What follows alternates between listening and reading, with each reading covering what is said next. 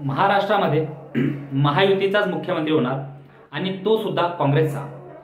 काँग्रेसचे ज्येष्ठ नेते बाळासाहेब थोरात यांचं विधान आणि कुणाच्या मागे लागलेली आग। नमस्कार मित्रांनो, माझं नाव गोपाल काळे आणि तुम्ही बघत आहात द सेकंड ओपिनियन।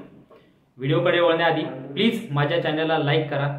एका लाईकमुळे तुमच्या माझ्या चॅनलची रीच वाढते आणि मला मोटिवेशन मिळतं की मी नवीन टॉपिकवरती व्हिडिओ बनवू। मित्रांनो, आज आपण परत महाराष्ट्राचे घरबसे मुख्यमंत्री, महाराष्ट्रात ज्यांनी 2.5 दिवस मंत्रालयात जाऊन विक्रम नोंदवला ते उद्धव ठाकरे साहेब यांच्याबद्दल बोलतोय। तुम्हाला माहिती आहे, हल्लीच्या काही दिवसांमध्ये उद्धव ठाकरे हे दारोदारी म्हणजे दिल्लीच्या दारोदारी फिरत आहेत की कोणीतरी मुख्यमंत्री बनवावं, कोणीतरी मुख्यमंत्री बनवावं, कोणीतरी मुख्यमंत्री बनवावं। पण त्यांची मुख्यमंत्री पदाची डिमांड किंवा त्यांचे मुख्यमंत्री पद फेस डिक्लेअर करण्याची डिमांड सुद्धा कोणी लक्षात घेत नाही किंवा त्याच्यावरती विचार करायला पण कोणी तयार नाही। मित्रांनो, आज मी का म्हणतो तुम्हाला की काँग्रेस ही शिवसेना म्हणजे उद्धव बाळासाहेब ठाकरे यांना सोडून स्वबळावरती महाराष्ट्रामध्ये निवडणूक लढवण्याची तयारी करतात। जेव्हा मी स्वबळावर म्हणतो तेव्हा मी स्वबळ म्हणजे याला नाही म्हणत की शरदचंद्र पवार साहेब आणि काँग्रेस हे स्वबळावर लढतील। उद्धव ठाकरेला सोबत घेऊन त्यांचं नुकसान होत आहे हे त्यांना माहिती आहे। आता अशा कोणत्या गोष्टी आहेत ज्यामुळे काँग्रेस हे स्वबळावर लढण्याचा प्रयत्न करेल किंवा काँग्रेस हे उद्धव ठाकरे यांना वाईट टाकेल, याच्यावरती आपण चर्चा करणार आहोत। मित्रांनो, तुम्हाला माहिती असेल ती मन झाकली मूठ 1.25 लाखाची। जोपर्यंत उद्धव ठाकरे हे मातोश्रीमध्ये बसून होते तोपर्यंत त्यांचा एक ऑरा होता। हिंदू हृदय सम्राट बाळासाहेब ठाकरे यांचे पुत्र म्हणून त्यांना मान सन्मान मिळायचा। कुणाच्या दारात न जाणं, बीजेपीचे शीर्षस्व नेते म्हणजे जे मोठे नेते ज्यांना हायकमांड म्हणतो आपण, अमित शहा असतील, JP नड्डा असतील, देवेंद्र फडणवीस असतील, अजून कोणी असतील, असे नेते मातोश्रीवरती येऊन उंबरठा झिजवायचे। तो एक सन्मान बाळासाहेब ठाकरे यांना मिळायचा। तो सन्मान हा उद्धव ठाकरेला नसून बाळासाहेब ठाकरे यांना सन्मान होता। पण ते म्हणतात ना मित्रांनो की सन्मान हा घ्यायचा नसतो, सन्मान हा कमवावा लागतो। उद्धव ठाकरे यांनी मुख्यमंत्री पदाच्या लालसेपायी हा सन्मान गमावला आणि विचारधारा ही खुटेला टांगून काँग्रेस आणि राष्ट्रवादीच्या गोदीमध्ये जाऊन बसले। आता काँग्रेस आणि राष्ट्रवादीच्या मांडीवर जाऊन बसल्यानंतर त्यांना त्यांचं जे हिंदुत्व होतं ते सोडून हिरवं हिंदुत्व म्हणजे हिरवं लक्षण त्यांचे झाले। आपल्या सगळ्यांना माहिती आहे, वक्फ बोर्डवर त्यांनी दिलेले स्टेटमेंट, त्यानंतर भरपूर साऱ्या गोष्टी, मातोश्रीवर ज्यांची हिंमत नव्हती व्हायची ते मातोश्रीवर बाहेर जाऊन आज उद्धव ठाकरे यांना गद्दार म्हणतात। याचं रिझन काय आणि का काँग्रेसला वाटतं की उद्धव ठाकरे यांना सोबत ठेवणं आता काही फायद्याचं राहिलं नाही, याच्यावरती आपण चर्चा करणार आहोत। तर सगळ्यांना मित्र, सगळ्यात पहिले असे कोणते फॅक्टर आहेत, असे कोणते उद्धव ठाकरे यांचे गुण आहेत ज्याच्यामुळे उद्धव ठाकरे हे एक तर अविश्वासू होतात किंवा उद्धव ठाकरे हे ट्रस्टवर्दी होत नाहीत किंवा उद्धव ठाकरेकडे एक ट्रस्टवर्दी चेहरा म्हणून पाहिला जात नाही। त्याचं कारण म्हणजे 25 वर्ष ज्या पक्षासोबत युती होती, सुखादुःखात ज्या पक्षासोबत युती होती, 25 वर्षाची युती एका सेकंदात माणसाने मुख्यमंत्री पदासाठी सोडली। जर हा व्यक्ती 25 वर्षाची युती जर तोडू शकतो तर 2.5 वर्षाची युती हा माणूस का तोडणार नाही, हे काँग्रेस आणि राष्ट्रवादीच्या लक्षात आलंय। शरदचंद्र पवार साहेब हे महाराष्ट्रात एक धूर्त राजकारणी आहेत, चाणाक्ष बुद्धी, महाराष्ट्राचे जाणते नेते तसंच महाराष्ट्राचे चाणक्य त्यांना समजलं जातं। त्यांना हे माहिती आहे की हा जर व्यक्ती 25 वर्षाची युती फक्त मुख्यमंत्री पदासाठी तोडू शकतो तर हा व्यक्ती आपल्या बरोबर सुद्धा दगाबाजी करू शकतो, आपल्याला सुद्धा कात्रजचा घाट दाखवू शकतो। दुसरी गोष्ट म्हणजे अडवणूकपणा। तुम्हाला माहिती असेल, बीजेपी सोबत फक्त 7 सीटांसाठी त्यांनी युती तोडली। 151चा नारा हा आदित्य ठाकरेंनी दिला आणि बीजेपी म्हणत होती की अशा 8 जागा आहेत ज्या तुम्ही कधी जिंकले नाहीत त्या आम्हाला द्या। त्याच्यासाठी उद्धव ठाकरेंनी युती तोडली आणि ती गोष्ट मनात ठेवून 2019 पर्यंत आले आणि 2019ला काय झाले आपल्याला माहिती आहे। आज सुद्धा काँग्रेस सोबत असताना फक्त सहानुभूतीची लाट आणि आमच्याच मागे सहानुभूती आहे असा दिखावा निर्माण करून, असा सकाळी 9 वाजता भोंगा जो दिवसभर भोंगा वाजत राहतो, त्या भोंग्याने एक दिखावा नॅरेटिव्ह घडला की उद्धव ठाकरे यांना सहानुभूती आहे। त्या सहानुभूतीच्या लाटेवरती स्वार होऊन महाराष्ट्रामध्ये तब्बल 21 जागा त्यांनी लढून काँग्रेसकडून घेतल्या। त्यातल्या फक्त 9 जागावरती त्यांना यश मिळालं।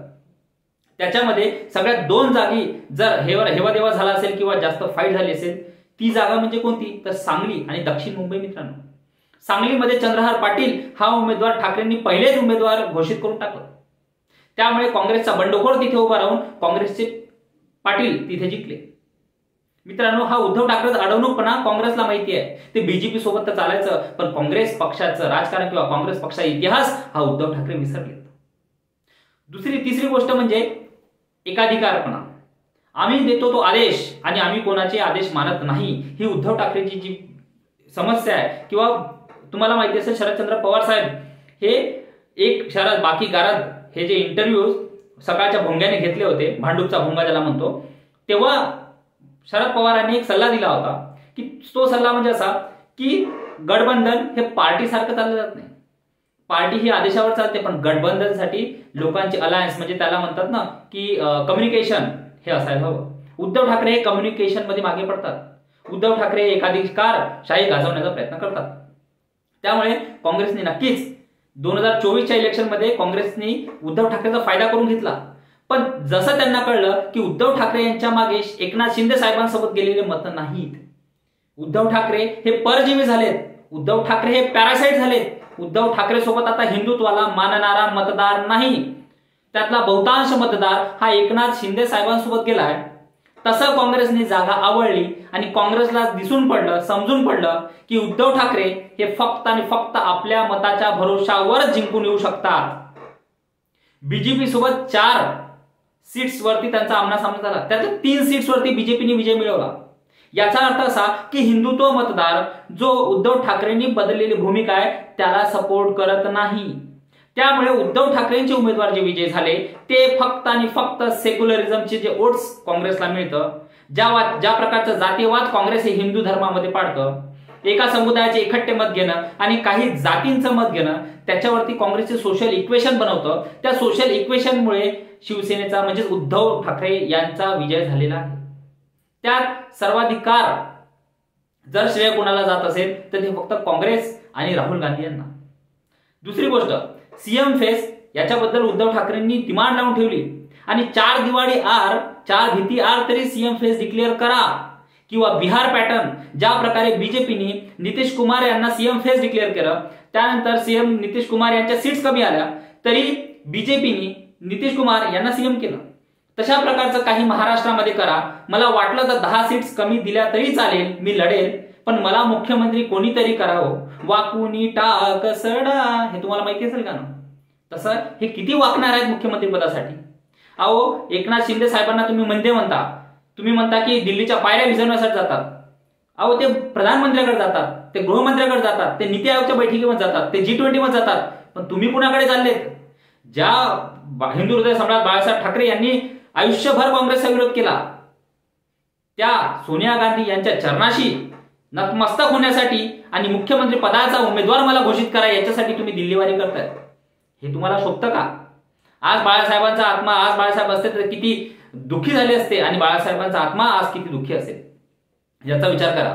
दुसरी गोष्ट म्हणजे काँग्रेसचा इतिहास. उद्धव ठाकरे यांना वाटलं की घरात बसून पक्ष चालवता येतो. त्यांनी तो प्रयत्न केलाय आणि तो प्रयत्न त्यांचा सक्सेसफुल झाला. पण ते म्हणतात ना मित्रांनो, देव हे मंदिरात गेल्यावरच दिसतात. जेव्हा ते घराच्या बाहेर निघले मातोश्रीच्या, तेव्हा त्यांचं भांडं फुटलं आणि ते म्हणतात ना झाकली मूठ 1.25 लाखाची जी होती. उद्धव ठाकरे राजकारणी आहे, चाणाक्ष आहे, त्यांचा एकाधिकारशाही चालतो, पक्ष चालतो, हिंदुत्वावरती पकड, सगळ्या गोष्टी बाजूला राहिल्या.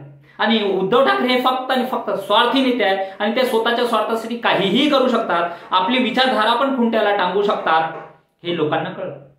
काँग्रेसचा इतिहास काय तुम्हाला माहिती असेल. जेडीएस सोबत काँग्रेसने कर्नाटकमध्ये इलेक्शन गठबंधन केलं.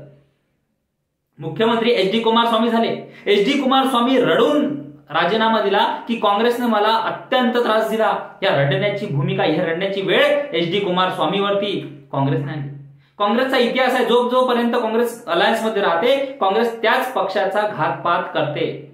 तसाच इतिहास शरदचंद्र पवार साहेबांचा सुद्धा आहे. पण Uddhav Thackeray work from home, शेतकऱ्यांसाठी वर्क फ्रॉम होमची सुविधा करणारे, त्यांना हे राजकारण कुठून कळेल. तिसरं म्हणजे कारण लोकसभेच्या आत्ताच झालेल्या लोकसभेमध्ये महाविकास आघाडीला 31 जागा मिळाल्या. आपण विशाल पाटील यांची जागा सुद्धा पकडू तर जवळपास 31 जागा मिळाल्या. त्यातल्या 14 जागेवरती काँग्रेसचा विजय झाला. 70% स्ट्राईक रेट काँग्रेसचा. तर काँग्रेसचा 14 जागावरती विजय झाला. त्यामुळे काँग्रेसचा जो विजय ज्या भागामध्ये जास्त झाला तो भाग म्हणजे विदर्भ आणि मराठवाडा. काँग्रेस जे आपलं पारंपरिक मतदान आहे ते म्हणजे मुस्लिम मतदार सोबत SC ST मतदार याला मोठ्या प्रमाणावरती वोट घेण्यामध्ये काँग्रेस सक्सेसफुल झालं. त्याचा फायदा काँग्रेसला मिळाला.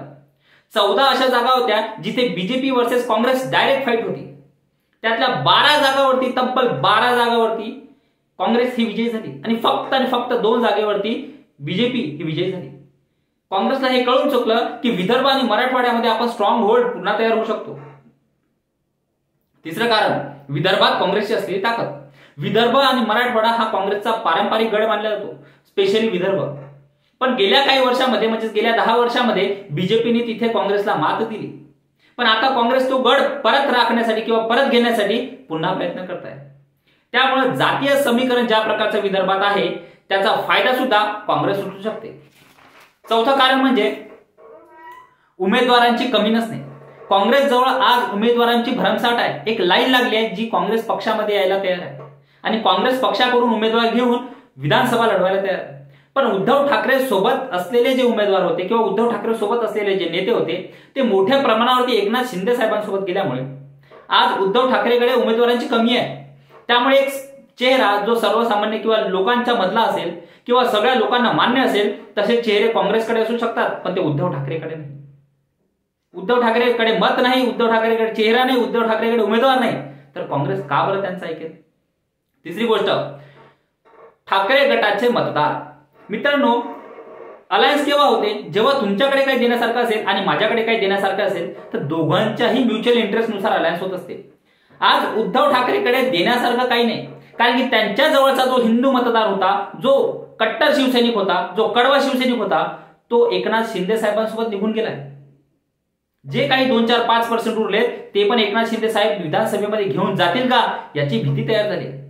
आता जो काँग्रेसचा मतदार आहे, पारंपरिक समजला जातो म्हणजे मुस्लिम मतदार, वेगवेगळ्या जातींचा जो छोट्या मोठ्या प्रमाणावरती मत मिळतं ते म्हणजेच हिंदू मधल्या काही जाती फोडणं, एक कट्टर मुसलमान जे त्यांचं पारंपरिक मतदार आहे त्याला जवळ घेणं आणि मोठ्या प्रमाणावरती या 2024च्या निवडणुकीमध्ये SC ST समाजाचं मत सुद्धा काँग्रेसला मिळालं.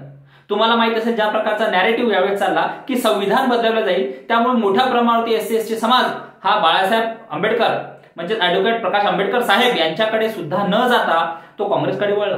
त्याचा फायदा हा काँग्रेसला झाला आणि पूर्ण भारतामध्येच हे नॅरेटिव्ह पसरल्यामुळे बीजेपीला सगळ्या भारतामध्ये जवळपास नुकसान झालं आणि 240 वरती बीजेपी आली. चौथं कारण म्हणजे बीजेपी 15 सीट्स, तुम्हाला सांगितलं जसं की 15 सीट्स पैकी 13 सीट्स 12 सीट्स वरती काँग्रेस विजय झाली आणि 3 सीट्स वरती बीजेपी. आता जागेचे मुद्दे. मित्रांनो, तुम्हाला माहिती असेल काँग्रेसचे काँग्रेसचे सर्वोच्च नेते आणि leader of opposition Rahul Gandhi हे जातीय जनगणनाबद्दल बोलतात.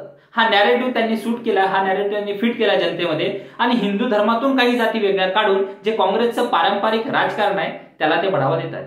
दुसरी गोष्ट म्हणजे राहुल गांधी यांचा वाढता प्रभाव. होय मित्रांनो, आपल्याला ही गोष्ट मानायलाच हवी की राहुल गांधीची जी पक्कू इमेज बनली होती त्या इमेज मधून ते मेकओव्हर करतात आणि त्याचा फायदा हा त्यांना होतोय. तिसरी गोष्ट, मुस्लिम मतांचं कन्सोलिडेशन. मुस्लिम मतांचं मोठ्या प्रमाणावर होणारं कन्सोलिडेशन हे काँग्रेसच्या माथ्याशी पडले. याचा फायदा काँग्रेसच घेऊ इच्छिते, कारण की उद्धव ठाकरे यांना जागा द्यायच्या म्हटलं फक्त आपल्या मतावर त्यांच्या जागा निवडून येतील. उद्धव ठाकरेकडे अशा प्रमाणावरती मत नाही की तिथे आपल्याला फायदा होईल. तिसरी गोष्ट म्हणजे परत सत्ता म्हणजेच महाराष्ट्रात नंबर 1 होण्याची संधी. काँग्रेस जशी महाराष्ट्रामध्ये नंबर 1 ची पार्टी होती त्याची जागा बीजेपीने घेतली, ती जागा परत काँग्रेस रिगेन करू शकते किंवा रिक्लेम करण्याचा प्रयत्न करते. सगळ्यात महत्वाचा मुद्दा म्हणजे मुंबई हा काँग्रेसचा बालेकिल्ला मानला जाण्याचा. मागच्या वेळेस तुम्हाला आठवत असेल की तब्बल 22 जागा शिवसेनेने लढवल्या होत्या, म्हणजे उद्धव ठाकरे यांनी मुंबईतील 36 पैकी 22 जागा लढवल्या होत्या. यावेळेस सुद्धा त्यांच्या 22 जागावरती डिमांड आहे, पण अशा वेळेस काँग्रेस आणि राष्ट्रवादी हे तिथे शून्य होतील. काँग्रेस मुंबईमध्ये आज 14 उमेदवार जवळपास उद्धव ठाकरेंचे आहेत. तर ह्या सगळ्या गोष्टींमुळे काँग्रेसला एक माहिती आहे की उद्धव ठाकरे यांची डिमांड किंवा यांचा एकाधिकारशाही ऐकून घेण्याची आज त्यांच्याजवळ काहीही गरज नाही. उद्धव ठाकरे यांना काँग्रेसची गरज आहे तर काँग्रेसला उद्धव ठाकरेची गरज नाही. यामुळे काँग्रेस जशी जशी निवडणूक जवळ येईल उद्धव ठाकरेपासून हात सोडवण्याचा प्रयत्न करेल. तुमचं मत काय हे तुम्ही प्लीज कमेंट बॉक्समध्ये सांगा आणि प्लीज माझ्या चॅनलला लाईक, शेअर आणि सबस्क्राईब करा. धन्यवाद मित्रांनो.